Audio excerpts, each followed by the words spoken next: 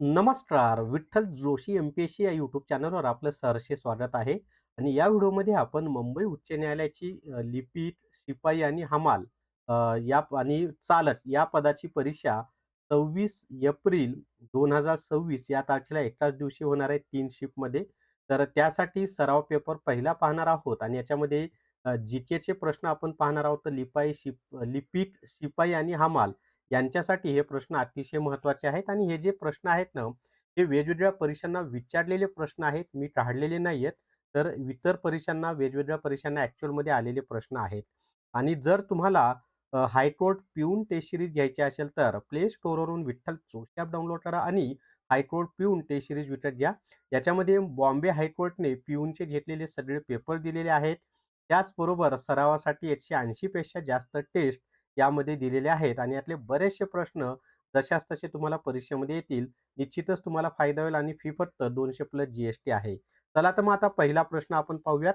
पहिला प्रश्न आहे पहा या ठिकाणी, की प्रश्न असा आहे, नेताजी सुभाषचंद्र बोस क्रीडा अकादमी कोणत्या ठिकाणी आहे? आता नेताजी सुभाषचंद्र बोस क्रीडा अकादमीनं पटियाला या ठिकाणी आहे. पटियाला हे जे ठिकाण आहे ना, हे पंजाब या राज्यामध्ये आहे. तर पटियाला या ठिकाणी ही अकॅडमी आहे, एवढं लक्षात ठेवा. त्याच्यापुढे आता दुसरा प्रश्न आपण पाहूयात. एक मिनिट हां. दुसरा प्रश्न आहे पहा, हुनर हाट प्रदर्शनाचे उद्घाटन डॅश डॅशमध्ये झाले. तर हुनर हट हे जे प्रदर्शन आहे ना, त्याचं उद्घाटन मुंबई या ठिकाणी झालेलं आहे. तर मुंबई हे त्याचं उत्तर आहे. व्हिडिओला सर्वांनी लाईक करा बरं का.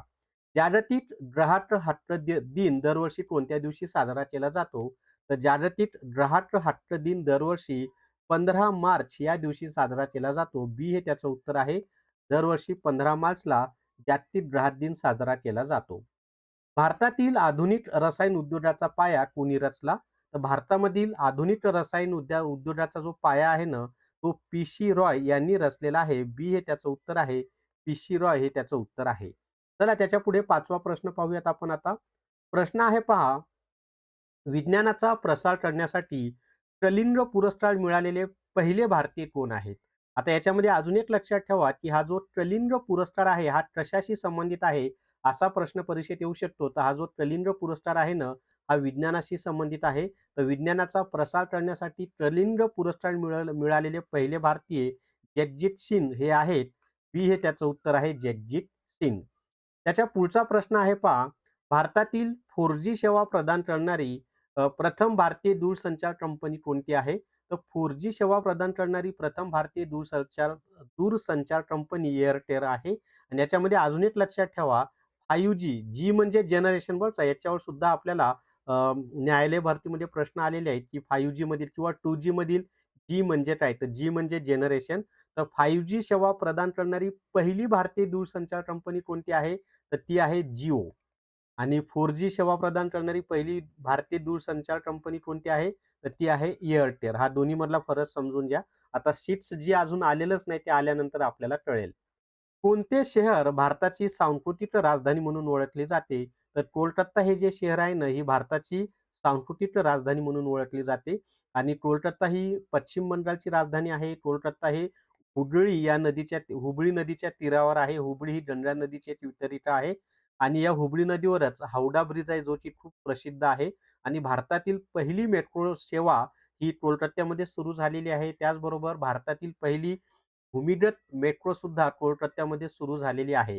त्याच्यानंतर महाराष्ट्राची जी सांस्कृतिक राजधानी आहे ना, ती पुणे आहे आणि भारताची सांस्कृतिक राजधानी कोलकाता आहे. त्याच्या पुढे आणि अहमदाबाद जे आहे ना, त्याला भारताचे मँचेस्टर असं म्हणतात. मुंबईला 7 बेटांचं शहर म्हणतात आणि बेंगळुरू ही कर्नाटकची राजधानी आहे आणि याला आपण इलेक्ट्रॉनिक सिटी ऑफ इंडिया असं म्हणतो.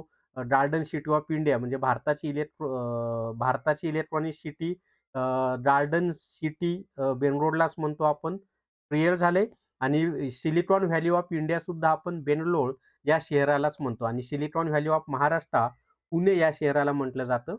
भारतातील सर्वात मोठा बौद्ध मठ कोणत्या शहरात आहे? तर भारतातील सर्वात मोठा बौद्ध मठ हा तवांग या शहरामध्ये आहे आणि हे तवांग कुठे आहे माहिती आहे का?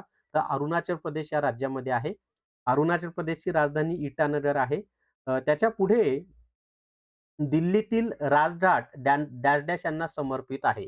आता दिल्लीमधील जे राजघाट आहे ना, ते महात्मा गांधी यांना समर्पित आहे. सी हे त्याचं उत्तर आहे. महात्मा गांधीची. दिल्लीमधील जे राजघाट आहे ते कुणाला समर्पित आहे? तर महात्मा गांधीजी यांना समर्पित आहे.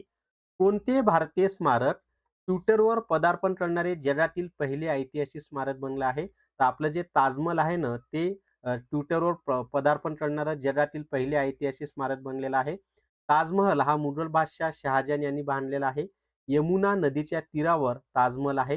अ, चला त्याच्या पुढचे प्रश्न पाहूयात. अजूनही प्रश्न आहेत आपले. पण जर तुम्हाला हायकोर्ट क्लर्क टेस्ट सिरीज घ्यायची असेल तर प्ले स्टोअरवरून विठ्ठल जोशी ॲप डाउनलोड करा आणि हायकोर्ट क्लर्क टेस्ट सिरीज विकत घ्या. याच्यामध्ये 90 प्रश्नांच्या 10 फुल टेस्ट दिलेल्या आहेत. टॉपिक वाईज टेस्ट 350 पेक्षा जास्त दिलेले आहेत आणि बॉम्बे हायकोर्टचे ॲक्चुअलमध्ये झालेले जे प्रिव्हियस इयर क्वेश्चन पेपर आहेत ते सुद्धा यामध्ये दिलेले आहेत. चला त्याच्या पुढचा प्रश्न पाहूयात आपण आता. 18 नंबरचा प्रश्न आता तुम्हाला स्क्रीनवर दिसेल पहा. दिल्लीतील शेट्टी स्थळ भारताच्या कोणत्या पंतप्रधानांना समर्पित केलेले स्मारक आहे? तर दिल्लीतील जे शेट्टी स्थळ आहे ना, ते इंदिरा गांधीजींची जी समाधी आहे, त्याला शेट्टी स्थळ असं म्हटलं जातं. त्याच्या पुढे पहा आता, पेटीएमचे संस्थापक कोण आहेत? तर विजय शेखर शर्मा हे पेटीएमचे संस्थापक आहेत. डी हे त्याचं उत्तर आहे. विजय शेखर शर्मा. त्याच्या पुढे आता पॅन कार्डचे पूर्ण रूप काय आहे? तर पॅन कार्डचा फुल फॉर्मच आपल्याला विचारलेला आहे. तर पॅन कार्डचा जो फुल फॉर्म आहे ना, तो आहे पहा परमनंट अकाउंट नंबर असा त्याचा फुल फॉर्म होतो. ए हे त्याचं उत्तर आहे परमनंट अकाउंट नंबर. भारताचे पहिले टेक्नो पार्क डॅश डॅश येथे स्थित आहे. तर भारताचं जे पहिलं टेक्नो पार्क आहे ना, ते तिरुअनंतपुरम या ठिकाणी स्थित आहे. तिरुअनंतपुरम ही केरळ या देशाची राजधानी आहे आणि नुकतंच आता एप्रिल 2026 मध्ये केरळमध्ये निवडणुका सुद्धा झालेल्या आहेत. तर तिरुअनंतपुरम केरळ राज्यातील तिरुअनंतपुरम या ठिकाणी टेक्नो पार्क स्थित आहे. भारताचं पहिलं टेक्नो पार्क. सालार जंग संग्रहालय कोणत्या शहरात आहे? तर हे जे सालार जंग संग्रहालय आहे ना, ते हैदराबाद या शहरामध्ये आहे. हैदराबाद अगोदर आंध्र प्रदेशची राजधानी होती, पण आता ती तेलंगणाची राजधानी आहे. त्याच्यानंतर या सालारजंग संग्रहालयाचं वैशिष्ट्य म्हणजे दुपारी 12 वाजता घड्याळमध्ये एक माणूस येतो आणि तो 12चे टोले वाजवतो आणि जातो. खूप म्हणजे ते पाहण्यासाठी खूप जण उत्सुक असतात. मी 2दा पाहिलेलं आहे ती घटना. तर छान आहे म्हणजे अख्खा एक दिवसच पाहिजे सालारजंग संग्रहालय पाहण्यासाठी. त्याच्या पुढे पहा आता देवधर चषक खालीलपैकी कोणत्या खेळाशी संबंधित आहे? तर हे जे देवधर चषक आहे ना, हे क्रिकेट या खेळाशी संबंधित आहे. बी हे त्याचं उत्तर आहे क्रिकेट, की देवधर चषक कोणत्या खेळाशी संबंधित आहे? तर क्रिकेट या खेळाशी संबंधित आहे. दिल्लीतील वीरभूमी भारताच्या कोणत्या पंतप्रधानांना समर्पित केलेले स्मारक आहे? तर दिल्लीतील जी वीरभूमी आहे ना, ते राजीव गांधी हे जे आहेत त्यांच्या समाधीस्थळाला वीरभूमी असं म्हटलं जातं. राजीव गांधी हे त्याचं उत्तर आहे. भारतात सांची महास्तूप कुठे आहे? तर सांची महास्तूप जो आहे ना, तो मध्य प्रदेश या राज्यामध्ये आहे आणि सम्राट अशोक यांनी तो बांधलेला स्तूप आहे. तर मध्य प्रदेशमध्ये सांची स्तूप आहे. भारतात पहिला ई-पासपोर्ट कोणाला दिला गेला? तर भारतामध्ये पहिला ई-पासपोर्ट प्रतिभाताई पाटील यांना दिला गेला. प्रतिभाताई पाटील ह्या भारताच्या पहिल्या महिला राष्ट्रपती आहेत आणि आपल्या त्या महाराष्ट्राच्या आहेत आणि भारताच्या दुसऱ्या महिला राष्ट्रपती द्रौपदी मुर्मू आहेत, ज्या की 15व्या राष्ट्रपती आहेत आणि पहिल्या आदिवासी राष्ट्रपती सुद्धा द्रौपदी मुर्मूच आहेत, ते पण माहिती असू द्या. दिल्लीतील शांतीवन भारताच्या कोणत्या पंतप्रधानांना समर्पित केलेले स्मारक आहे? तर शांतीवन हे जे समाधीस्थळ आहे ना, हे पंडित जवाहरलाल नेहरू यांचं आहे. म्हणजे पंडित जवाहरलाल नेहरू यांच्या समाधीस्थळाला काय म्हटलं जातं? शांतीवन असं म्हटलं जातं. अजूनही आपण पाहणार आहोत, पण जर तुम्हाला लिपिक आणि शिपाई दोन्हीची तयारी करत असाल आणि दोन्हीचा सिलेबस एकत्र पाहिजे असेल, तर प्ले स्टोअरवरून विठ्ठल जोशी ॲप डाउनलोड करा आणि न्यायालय भरती ई-बुक विकत घ्या. याच्यामध्ये लिपिक आणि शिपाईचे दोन्हीचे ॲक्चुअलमध्ये झालेले पेपर दिलेले आहेत. दोन्हीचा संपूर्ण अभ्यासक्रम यामध्ये वन लाइनर स्वरूपात दिलेला आहे. प्लस सरावासाठी भरपूर पेपर सुद्धा यामध्ये व्यवस्थित दिलेले आहेत. तर निश्चितच तुम्हाला फायदा होईल आणि याच्यातले बरेचसे प्रश्न जशास तसे तुम्हाला परीक्षेला येतील. चला त्याच्या पुढचा प्रश्न पाहूयात आता आपण नेक्स्ट. अ, तर 21 नंबरचा प्रश्न आहे पहा आता. महात्मा गांधी यांनी सत्याग्रह प्रथम कोणत्या ठिकाणी सुरू केला? तर महात्मा गांधीजींनी भारतातील पहिला सत्याग्रह चंपारण्य या ठिकाणी केलेला 1917 ला. आता हे चंपारण्य कुठं आहे? तर सध्या बिहार या राज्यामध्ये आहे आणि नीळ उत्पादक शेतकऱ्यांना न्याय मिळवून देण्यासाठी महात्मा गांधीजींनी हा चंपारण्य सत्याग्रह केला आणि त्यामध्ये ते यशस्वी झाले. त्यामुळे महात्मा गांधीजी एकदम प्रसिद्ध झाले.